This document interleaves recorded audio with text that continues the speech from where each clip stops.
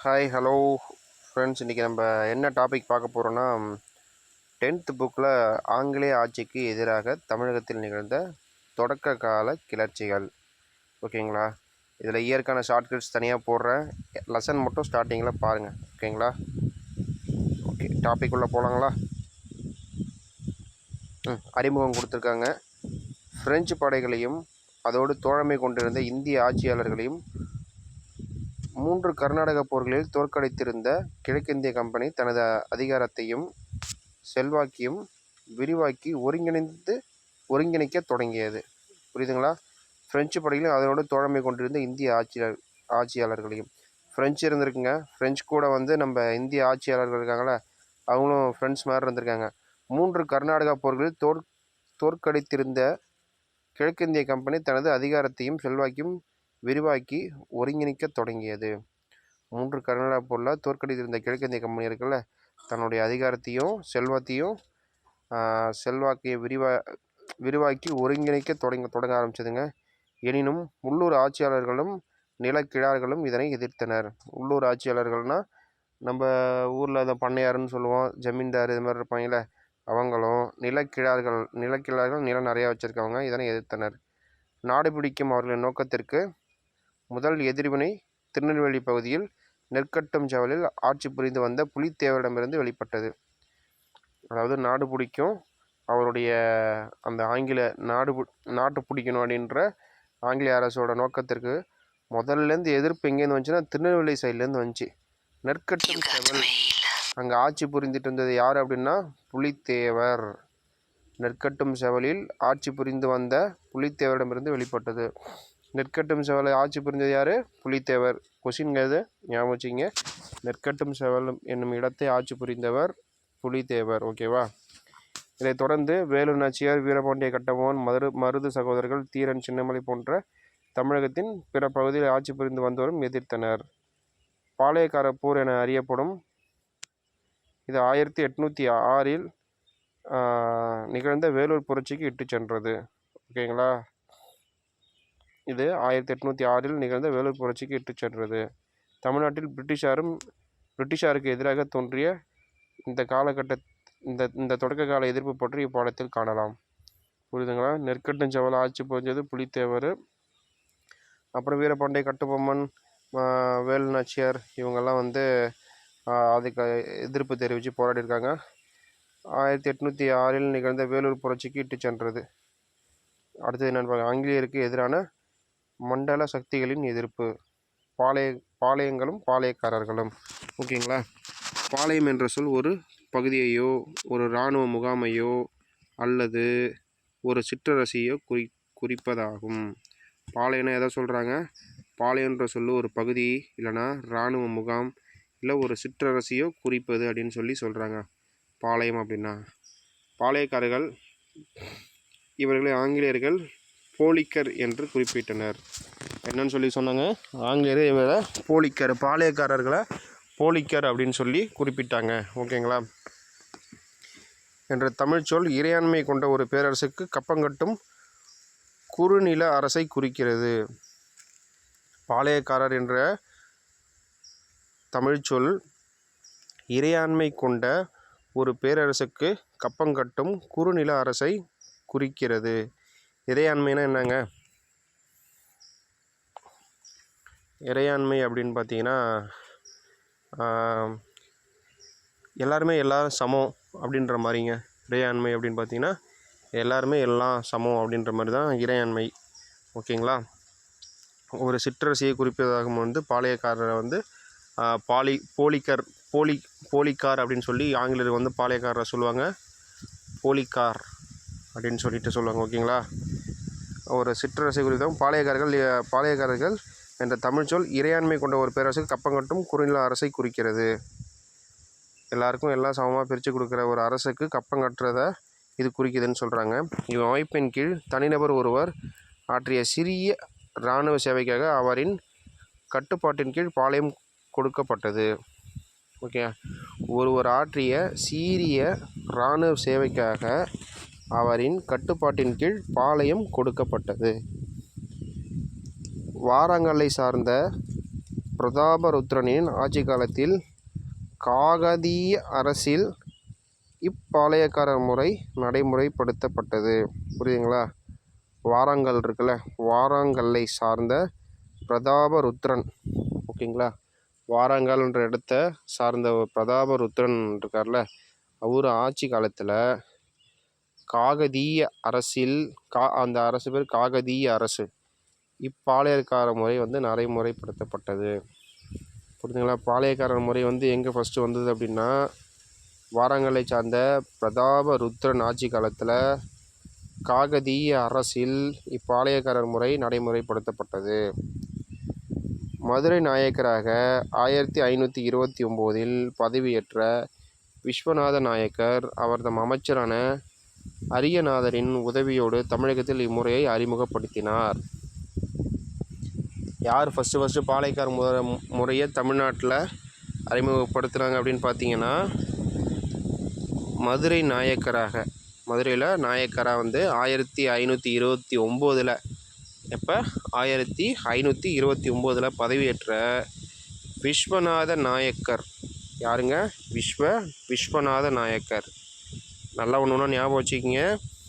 வாரங்கலை சார்ந்த பிரதாபருத்ரன் ஆட்சி காலத்தில் காகதீய அரசில் இப்பாளையக்கார முறை நடைமுறைப்பட்டு இருந்தது. ஓகேங்களா? ஃபஸ்ட்டு எங்கே இருந்ததுன்னா அங்கே இருந்தது. அதுக்கப்புறம் தமிழ்நாட்டில் யாருன்னா மதுரை நாயக்கர் வந்து 1529 பதவியேற்று நாயக்கராக பதவியேற்ற விஸ்வநாத நாயக்கர். மதுரை நாயக்கர் யார்? விஸ்வநாத நாயக்கர். அவரது அமைச்சரான அரியநாதரின் உதவியோடு, யாரோட உதவியோடு?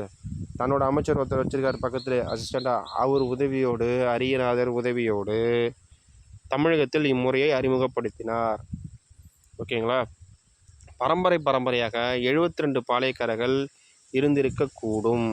எவ்வளோன்னு தெரியல, 72 பாளையக்காரர்கள் இருந்திருப்பாங்க அப்படின்னு சொல்லிட்டு பரம்பரையாக இருந்திருக்கக்கூடும் அப்படின்ட்டு ஒரு தகவல் கிடைத்திருக்கிறது. பாளையக்காரர்களால் வரி வசூலிப்பதிலும், நிலப்பகுதியில் நிர்வகிப்பதிலும், வழக்குகளை விசாரிப்பதிலும், சட்டம் ஒழுங்கை பாதுகாப்பதிலும் தன்னிச்சையாக செயல்பட முடிந்தது. ஓகேவா? பாளையக்காரன் தாங்க, உனக்கு இருந்தா ஒரு ஏரியா உனக்கு கொடுத்துட்றேன், அந்த ஏரியாவில் நீ போய் வசூல் பண்ணிக்க, அதை நிர்வகிச்சிக்க, வழக்கெல்லாம் என்ன யார் தப்பு செய்வாங்க வழக்கெல்லாம் பார்த்துக்க, சட்டம் ஒழுங்காக பாதுகாத்துக்க, தன்னிச்சையாக செயல்படு, உன்னை எதுவும் டச் பண்ண மாட்டேன் அப்படின்ற மாதிரி இருந்தாங்க பாளையக்காரர்கள். அவர்களது காவல் காக்கும் கடமை படிக்காவல் என்றும் அரசு காவல் என்றும் அழைக்கப்பட்டது.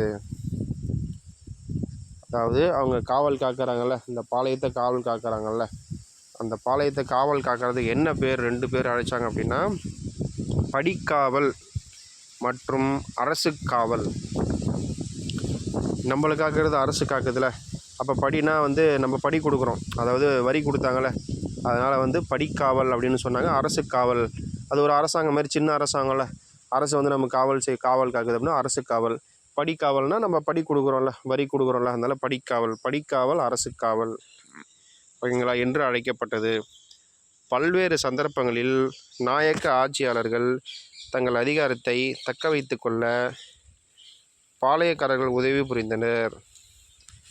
அதாவது பல்வேறு சந்தர்ப்பங்களில் வந்து நாயக்க ஆட்சியாளர்கள் தங்கள் அதிகாரத்தை தக்க வைத்து கொள்ள பாளையக்காரர்கள் வந்து உதவி செஞ்சாங்க. இந்த பாளையக்காரர் இந்த முறையை கொண்டு வந்ததே அந்த நாயக்கர்கள் தானே. அப்புறம் வந்து அவங்களுக்கு ஏதோ ஒரு ஆபத்து, யாரோ போர் தொடுக்க வராங்க அப்படின்னா அந்த சின்ன சின்ன அரசர்கள்லாம் அவங்களுக்கு ஒன்று சேர்ந்து அவங்கள காப்பாற்றுவாங்கள்ல, கண்டிப்பாக காப்பாற்றுவாங்க. ஏன்னா அவங்க தானே இவங்களை ஆட்சியில் கொண்டு வந்து இந்த முறையை கொண்டு வந்து அவங்கள உட்கார வச்சாங்க.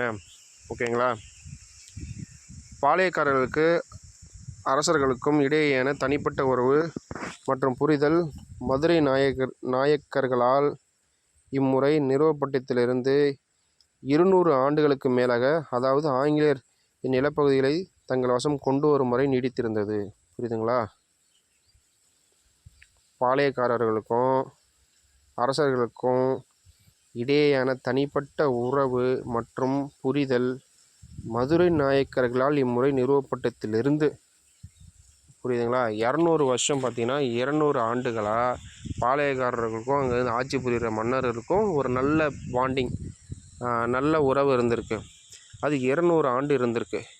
அது எப்போ முடிவுக்கு வருதுன்னா, ஆங்கிலேயர் வந்து இந்த நிலப்பகுதியை தங்கள் வசம் கொண்டு வர வரைக்கும் நீடித்திருக்குங்க. அவங்க கொண்டு வர டைமில் தான் இவங்கெல்லாம் போய் சண்டை போடுறாங்க, நாங்களாம் தரமாட்டோம் போக மாட்டோம்னு சொல்லிட்டு. அந்த ஓகேங்களா. அடுத்த பாயிண்ட் பார்க்கலாங்களா. கிழக்கு மற்றும் மேற்கு பாளையங்கள். நாயக்க மன்னர்களால் உருவாக்கப்பட்ட 72 பாளையங்களுள் கிழக்கு மற்றும் மேற்கு என்ற இரு தொகுதிகளாக பிரிக்கப்பட்டிருந்த பாளையங்களே முக்கியத்துவம் பெற்றவையாக கருதப்பட்டன. நாயக்க மன்னர்களால் உருவாக்கப்பட்ட 72 பாளையங்களுள் மொத்தம் 72 பாளையங்கள் உருவாக்கியிருக்காங்க. எத்தனை பாளையம் உருவாக்கியிருக்காங்க? 72 பாளையம். ஏற்கனவே எத்தனை பாளையம் பார்த்தோம்? பரம்பரை பரம்பரையாக 72 பாளையக்காரர்கள் இருந்திருக்கக்கூடும்னு ஒரு இது வந்துச்சுல, அதே தாங்க இங்கேயும். ஸோ இங்கே பார்த்தோம் பாருங்கள், 72 பாளையங்கள் இருந்திருக்கக்கூடும் இங்கே ஒரு பாயிண்ட் இருக்குங்களா. அதே மாதிரி இங்கேயும் பாருங்கள், நாயக்க மன்னர்கள் உருவாக்கப்பட்ட 72 பாளையங்களுக்கும் கிழக்கு மற்றும் மேற்கு ஓகேங்களா. கிழக்கு மற்றும் மேற்கு. கிழக்கு இந்த சைடும் பார்த்தீங்கன்னா கடற்கரை, இந்த சைடு மேற்கு சைடும் பார்த்தீங்கன்னா கடற்கரை ஓகேங்களா. வடக்கு தெற்க அடியில் வந்தீங்கன்னா கன்னியாகுமரி தெற்க பார்த்த மாதிரி இருக்கும், அதுவும் கடற்கரை தான். என்ற தொகுதியாக பிரிக்கப்பட்டிருந்தன. பாளையங்களும் முக்கியத்துவம் பெற்றவையாக கருதப்படுது. கிழக்கில் அமையப்பட்ட பாளையங்கள் என்னென்னு பார்த்தீங்கன்னா, கிழக்கில் என்னென்ன பாளையம் இருந்ததுன்னா சாத்தூர், நாகலாபுரம், எட்டயபுரம் மற்றும் பாஞ்சாலங்குறிச்சி ஆகியனவும். மேற்கில் அமையப்பட்ட முக்கியமான பாளையங்கள் வந்து ஊத்துமலை, தலைவன்கோட்டை, நடுவக்குறிச்சி, சிங்கம்பட்டி, சேத்தூர் ஆகியவை ஆகும். கிழக்கில் வந்து சாத்தூர் எதுக்கிட்டங்க இருக்குது? சிவகாசி சாத்தூர் இருக்குங்களங்க, அங்கே தாங்க இருக்குது. கோவில்பட்டி பக்கத்தில் இருக்குங்க சாத்தூர். அங்கே நாகலாபுரம், எட்டயபுரம் மற்றும் பாஞ்சாலங்குறிச்சி இது எல்லாமே அந்த தூத்துக்குடி சைடில் இருக்குங்க.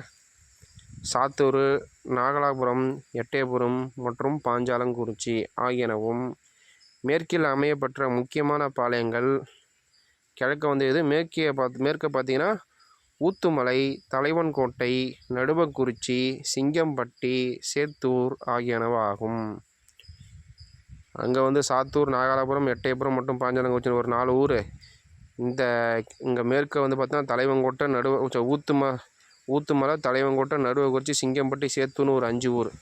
அங்கே 4, இங்கே 5 ஓகேங்களா. பாளையக்காரர்களின் புரட்சி 1755 முதல் 1801 வரை நடந்திருக்குங்க இந்த புரட்சி ஓகேங்களா.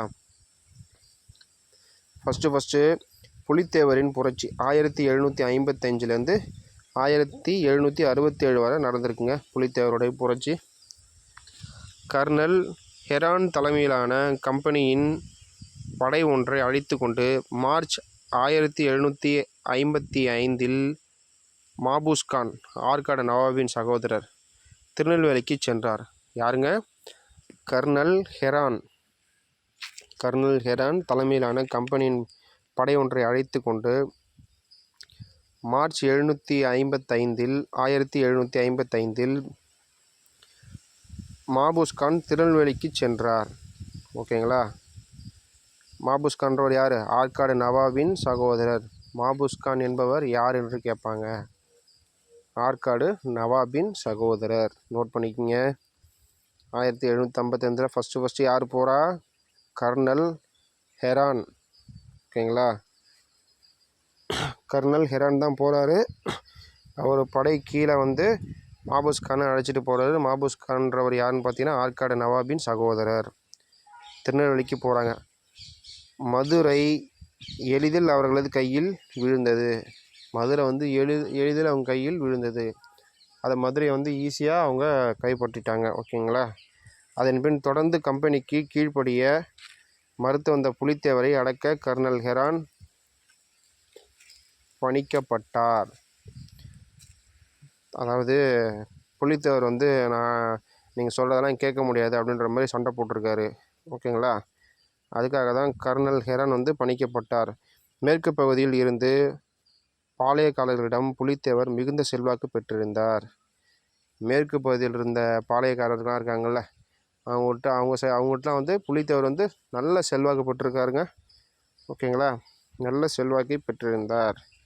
பீரங்கிகளின் தேவையும், துணை களப்பொருட்கள் மற்றும் படைவர்களின் ஊதியம் உள்ளிட்ட காரணங்களினால் ஹெரான் தனது திட்டத்தை கைவிட்டு மதுரைக்கு பின்வாங்கினார். அதாவது புலித்தேவர் அடித்து தூக்கலாம் அப்படின்னு போகலான்னு பார்த்தா கையில் துட்டு இல்லை, சுடுறதுக்கு துப்பாக்கி இல்லை, காலி பண்ணுறதுக்கு பீரங்கியும் இல்லை. இதெல்லாம் இல்லைன்னொடனே ஆள் பேக் அடித்து திரும்பி மதுரையை போய் ஃபஸ்ட்டு கைப்பற்றினாங்களே, அந்த மதுரைக்கு ரிட்டன் போயிட்டார். புலித்தேவர் மிகுந்த செல்வாக்கு பெற்றிருந்தாரா? பீரங்கிகளின் தேவை இல்லை, பீரங்கியும் இல்லை, துணை பொருட்களும் இல்லை மற்றும் படைவீரர்கள் ஊதியம் உள்ளிட்ட காரணங்களினால் ஹெரான் தனது திட்டத்தை கைவிட்டு மதுரைக்கு திரும்பினாருங்களா? கம்பெனி நிர்வாகம் அவரை திரும்ப அழைத்ததோடு நிரந்தர பணி நீக்கம் செய்து உத்தரவிட்டது. ஏண்டா பைத்தியக்கார, ஒரு இடத்துக்கு நீ போகிற அப்படின்னா எல்லாத்தையும் ரெடி பண்ணிட்டு போவியா, நீ பாட்டு போய்ட்டு ரிட்டர்ன் வருவியா? இது எங்களுக்கு பெருத்த அவமானமாக போய்விட்டது அப்படின்னு ஆங்கிலேயர்கள் எண்ணி அவரை வேலையை விட்டு தூக்கிட்டாங்க. யாரை? ஹெரானை. புரியுதுங்களா? பிரிட்டிஷ் எதிர்ப்பாளர்களின் கூட்டமைப்பு நட்பு கூட்டணியும். ஓகேங்களா? நவாப் சந்தாப் சாஹிப்பின் முகவர்களாக செயல்பட்டு வந்த மியானா, முடிமையா, நபிகான், கட்டாக் எனும் 3 பத்தானி அதிகாரிகள் மதுரை மற்றும் திருநெல்வேலி பகுதிகளில் பொறுப்பு வகித்தனர். யார்? நவாப் சந்தா சாஹிப்பின் முகவர்களாக.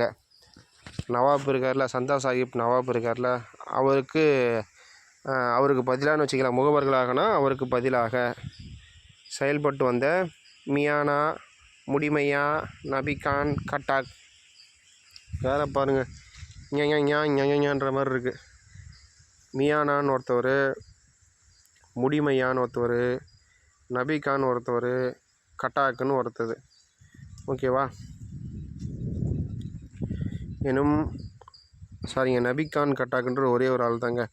மியானா, முடிமையா, நபிகான், கட்டாக் எனும் 3 பத்தானி அதிகாரிகள் மதுரை மற்றும் திருநெல்வேலி பகுதிகளில் பொறுப்பு வகித்தனர். ஓகேங்களா? அவர்கள் ஆற்காட்டு நவாபான முகமது அலிக்கு எதிராக மேற்கு பாளையர்களுக்கு ஆதரவளித்தனர். என்னடா இது அப்படின்னு பார்க்குறாங்க. நவாப் இருக்கார்ல, நவாப் சந்தா சாஹிப்பின் முகவர்களாக இவங்கெல்லாம் இந்த 3 பேர், மியானா, முடிமை, நபிகான் கட்டாக் எனும் 3 பேர் மதுரை மற்றும் திருநெல்வேலி பகுதியில் பொறுப்பு வகித்தனர். அவர்கள் ஆற்காடு நவாபான முகமது அலிக்கு எதிராக மேற்கு பாளையக்காரருக்கு ஆதரவளித்தனர். அவர்களோடு புலித்தேவர் நெருக்கமான நட்புறவை ஏற்படுத்தி கொண்டிருந்தார். இவங்க 3 பேர் அந்த மேற்கு சைடில் இருக்கிறவங்களுக்கு ஆதரவு கொடுத்தாங்க. புலித்தேவர் இருக்கார்ல, புலித்தேவர் இவங்க கூட நல்ல நட்பு கொண்டிருந்தார். மேலும் புலித்தேவர் ஆங்கிலேயர்களுக்கு எதிராக போரிட பாளையக்காரர்களின் கூட்டமைப்பு ஒன்றையும் ஏற்படுத்தினார். ஆங்கிலேயருக்கு எதிராக போரிடணும்னா நம்ம ஒரே ஒரு ஆள் போய் அடிச்சோன்னா நம்மளை அடித்து காலி பண்ணுறாங்க. அவங்க பீரங்கி, துப்பாக்கி அது இதுன்னு வச்சுருக்காங்க. நம்ம ஒன்றா செயல்படணும். அவங்க மட்டும் அங்கே இருக்க ஆளுநர் அது இதுன்ட்டு எல்லாரையும் கூப்பிட்டு பண்ணுறாங்க. நம்மளும் அதேமாரி ஒன்றா இருப்போம் அப்படின்னு சொல்லிட்டு ஒரு கூட்டமைப்பு ஒன்றை ஏற்படுத்தினார். சிவகிரி பாளையக்காரர் நீங்களாக பிற மறவர் பாளையங்கள் யாவும் அவரை ஆதரித்தன. அதாவது சிவகிரி பாளையக்காரரை தவிர, நீங்களாகனா அவர் மட்டும் நீக்கிட்டு, சிவகிரி பாளையக்காரர் மட்டும் நீக்கிட்டு பிற மறவர் பாளையங்கள் யாவும் அவரை ஆதரித்தன. எட்டயபுரமும் பாஞ்சாலங்குறிச்சியும் கூட இக்கூட்டமைப்பில் இணையவில்லை. எட்டயபுரமும் பாஞ்சாலங்குறிச்சியும் இணையலை. யார் இதில் இல்லைன்னா, சிவகிரி பாளையக்காரர் இல்லைங்க, எட்டயபுரம் இதில் இல்லைங்க, பாஞ்சாலங்குறிச்சி இதில் இல்லைங்க, இணையவில்லை. மேலும் ஆங்கிலேயர்கள் ராமநாதபுரம் மற்றும் புதுக்கோட்டை மன்னர்களின் ஆதரவை பெற்றனர். ஆங்கிலேயர் இருக்காங்கள, அவங்க ராமநாதபுரத்தில் இருக்க ஒரு மன்னரும் புதுக்கோட்டையில் இருக்க ஒரு மன்னரும் அவங்களோட ஆதரவை பெற்றாங்க. ஓகேங்களா? புலித்தேவர் மைசூரின் ஹைதர் அலி மற்றும் பிரெஞ்சுக்காரர்களது ஆதரவினை பெற முயன்றார். புலித்தேவர் மைசூரோட ஹைதர் அலியோடைய ஆதரவையும் பிரெஞ்சுக்காரோடைய ஆதரவையும் பெற முயன்றார். ஓகேங்களா? ஏற்கனவே மராத்தியர்களோடு கடுமையான மோதலில் ஈடுபட்டிருந்த ஹைதர் அலியால் புலித்தேவருக்கு உதவ இயலவில்லை. அவர் உதவி செய்வார்னு நினைக்கும் போது அவருக்கும் அங்கே மராத்தியருக்கும் அடிச்சுட்டு கிடக்கிறாங்க. ஹைதர் அலியால் புலித்தேவருக்கு அந்த டைமில் உதவி செய்ய முடியல. களக்காடு போர். நவாப் கூடுதல் படைகளை மாபுஸ்கானுக்கு அனுப்பி திருநெல்வேலிக்கு செல்லும் படையை பலப்படுத்தினார். நவாப் என்ன பண்ணுறாரு? நவாப் கூடுதலாக மாபுஸ்கானுக்கு இன்னும் படையை அனுப்புகிறாரு. அனுப்பி அந்த படையை திருநெல்வேலிக்கு பார்த்து வலுப்படுத்துகிறாரு. மேலும் கம்பெனியின் 1000 சிப்பாய்களோடு நவாப் நவாபால் அனுப்பப்பட்ட 600க்கும் மேற்பட்ட படை வீரர்களையும் மாபூஸ் கான் பெற்றார். ஆங்கிலேய கம்பெனிட்டேருந்து ஒரு 1000, மாபூஸ் கான்ட்டேருந்து ஒரு 600, நவாப் வந்து மாபூஸ் கானுக்கு அனுப்பினது ஒரு 600 மேற்பட்ட படைகளை மாபூஸ் கான் பெற்றதுக்கப்புறம் மேலும் அவருக்கு கர்நாடக பகுதியிலிருந்து குதிரைப்படை மற்றும் காலாட்படையின் ஆதரவும் இருந்தது. பார்த்தீங்களா, அங்கே ஒரு 1000, அவரோட நவாப் ஒரு 600, 600க்கும் மேல் தான், 600 600க்கும் மேல். ஓகேங்களா. அப்புறம் கர்நாடகாவிலேருந்து பார்த்தீங்கன்னா குதிரைப்படை மற்றும் காலாட்படையும் ஆதரவும் அவருக்கு இருந்தது.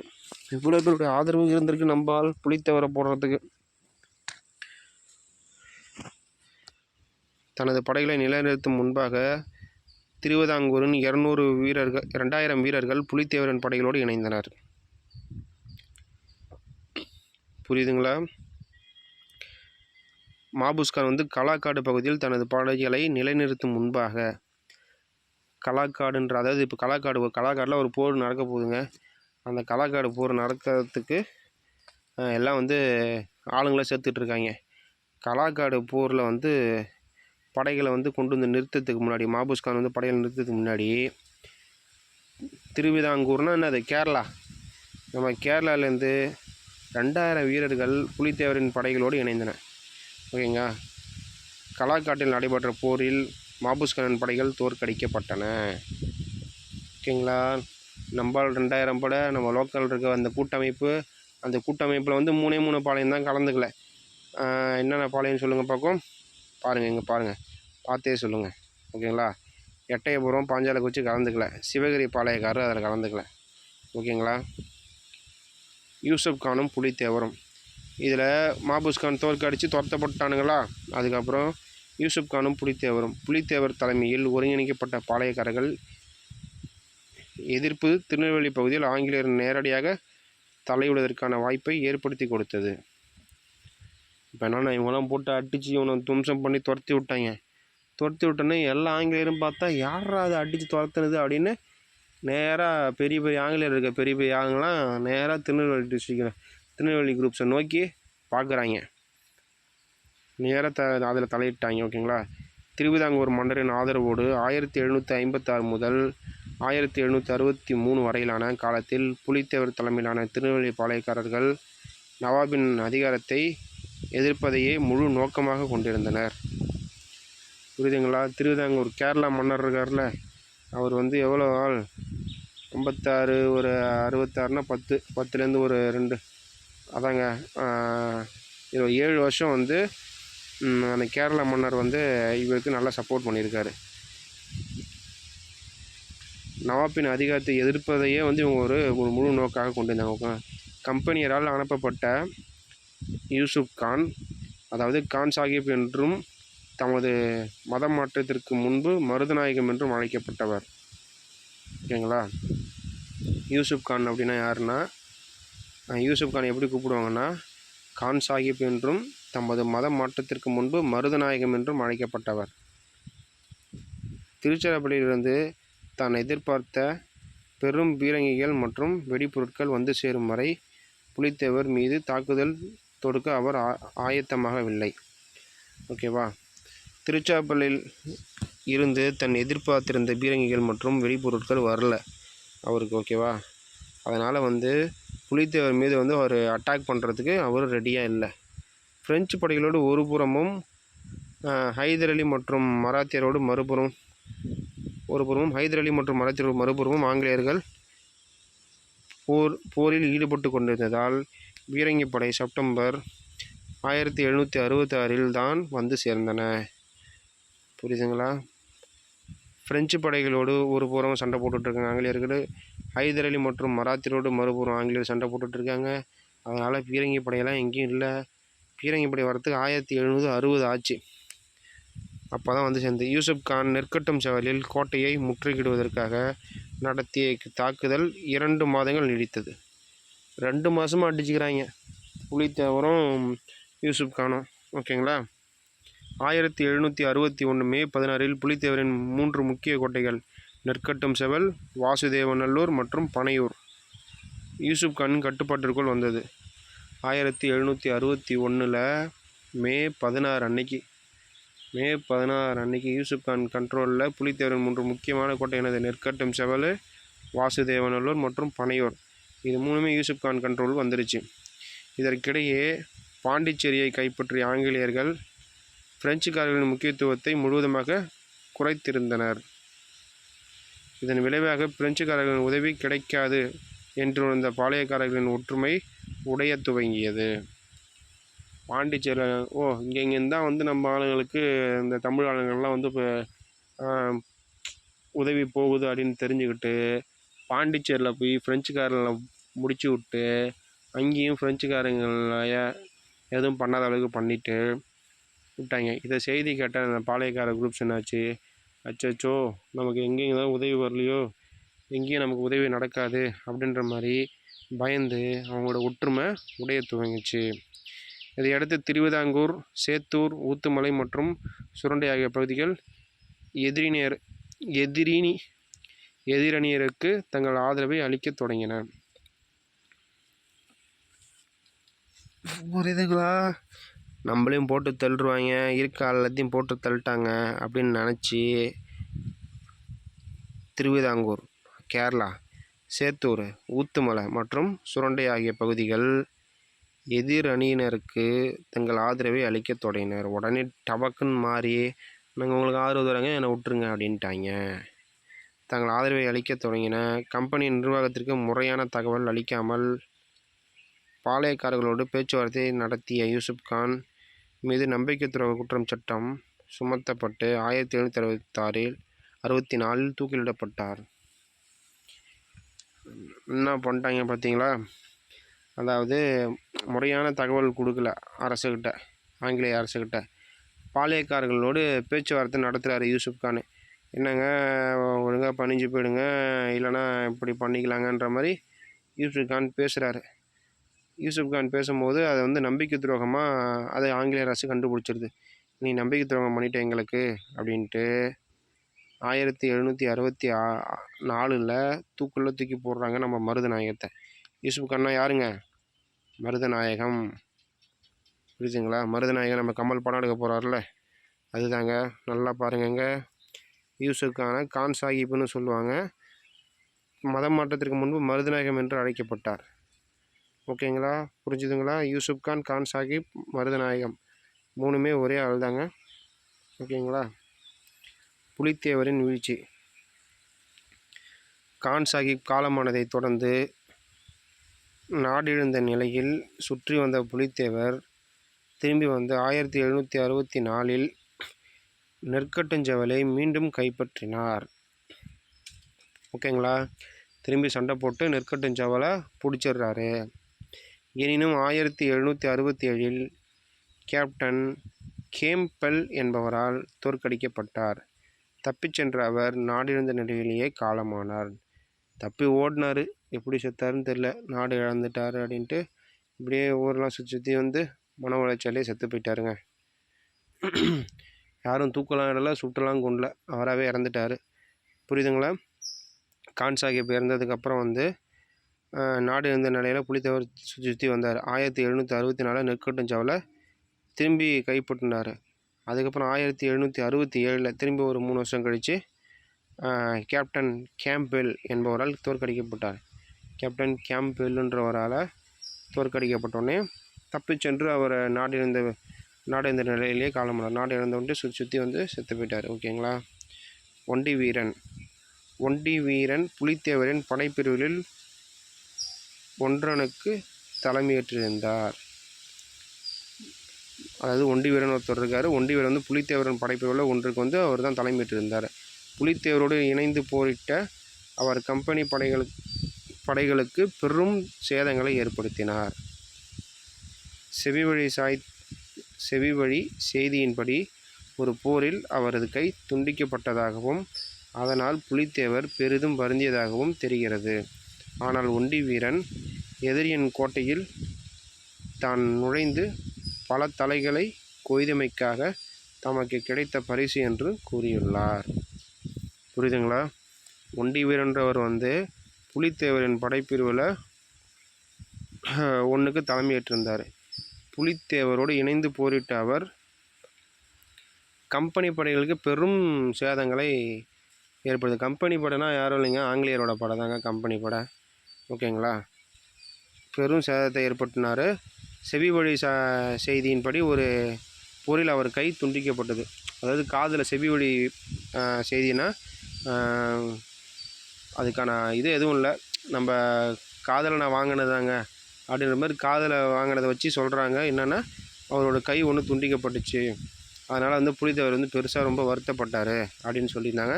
ஆனால் அந்த ஒண்டி வீரன் அதுக்கு என்ன சொல்லியிருந்தாருன்னா, எதிரின் கோட்டையில் வந்து நான் வந்து நுழைஞ்சு பல தலைகளை வெட்டி தள்ளிட்டேன், அதுக்கு கிடைச்ச பரிசு தான் இது அப்படின்ட்டு அவர் கை போனதை வருந்தாமல் அது கிடைச்ச பரிசு தான் இது அப்படின்னு சொல்கிறாங்க. ஓகேங்களா? இப்போ நம்ம புலித்தேவரை பற்றி மட்டும் பார்த்துருக்கோம். அடுத்தது வேலு நாச்சியார், கட்டபொம்மன், இதெல்லாம் ஒன்று ஒன்றா பார்க்கலாம். இந்த வீடியோவில் புலித்தேவர் இதை மட்டும் நீங்கள் ஃபஸ்ட்டு நல்லா ரீட் பண்ணுங்கள்.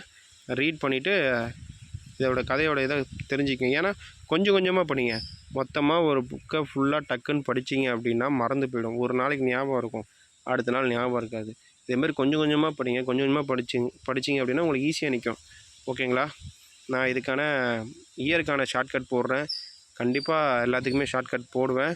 நான் இப்போ தான் கொஞ்சம் கொஞ்சமாக வீடியோஸ் அப்லோட் பண்ணிகிட்ருக்கேன். என்ன ஷார்ட்கட் போடுவேன்னு சொல்கிறாரு, நான் போடலை அப்படின்னா கொஞ்சம் யோசித்து பொறுமையாக நான் போடுறேங்க. ஓகேங்களா? உங்களால் முடிஞ்ச ஷார்ட்கட் தெரிஞ்சதுன்னா நீங்களே கமெண்டில் ஷார்ட்கட் என்னென்னு போடுங்க. அதையும் நான் கம்பேர் பண்ணி ஷார்ட்கட் மொத்தமாக போடுறேன். ஓகேங்களா? Thank you friends. ஏதாவது டவுட்னா கீழே கமெண்ட் பண்ணுங்கள். தேங்க்யூ.